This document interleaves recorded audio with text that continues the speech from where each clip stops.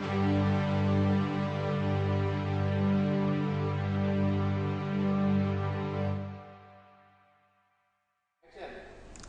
entrepreneur UC Onliners. Kini kita masuk pada video terakhir di minggu kedua, yaitu mengenai analisis SWOT, yaitu bagaimana menerapkan analisis SWOT ini ke dalam sebuah strategi.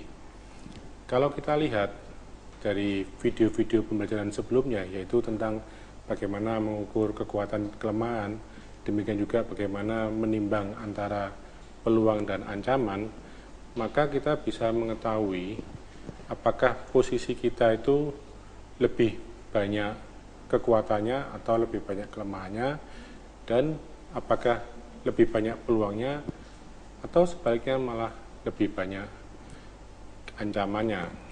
Dengan demikian, ada kemungkinan bahwa posisi kita itu memiliki kekuatan yang lebih baik, jadi strength-nya itu tinggi dan opportunity-nya tinggi. Dengan demikian, strategi yang dipakai adalah strategi yang kita sebut dengan SO atau Strength Opportunity, di mana strategi yang menggunakan kekuatan kita untuk bisa memanfaatkan peluang-peluang yang ada. Ini adalah strategi yang pertama, yaitu strategi SO. Nah, kemungkinan yang lain adalah kita mungkin tidak punya kekuatan yang baik, artinya dibandingkan kompetitor kita cenderung lebih banyak weakness-nya. Tapi sebetulnya peluang yang ada itu bagus.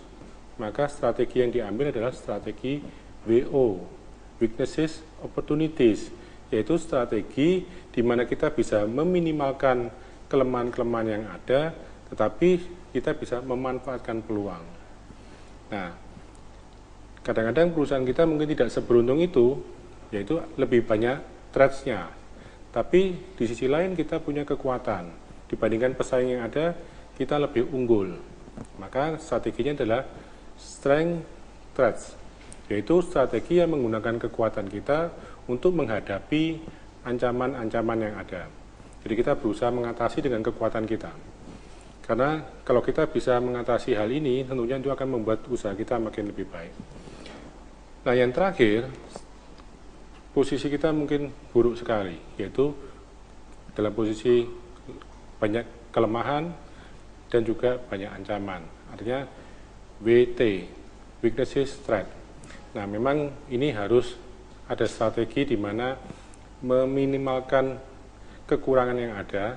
Jadi bagaimana kita segera melakukan peningkatan atau mengimprove diri kita supaya menjadi lebih baik, dan kita harus pandai-pandai untuk menghindari ancaman yang ada. Artinya ada strategi di mana ketika ada ancaman itu bukan dihadapi, karena tentu saja kalau kita misalnya tahu di depan kita ada ancaman yang besar sementara kita lemah, maka cara terbaik adalah melakukan menghindar, yaitu bisa strategi misalnya berupa gerilya dan sebagainya. Nah, ada strategi misalnya katakanlah strategi marketing yang sifatnya ofensif, itu biasanya dilakukan oleh yang kuat dan berpeluang besar. Tapi ada yang defensif, ya, misalnya katakanlah ancamannya banyak tapi dia kuat, dia akan defensif.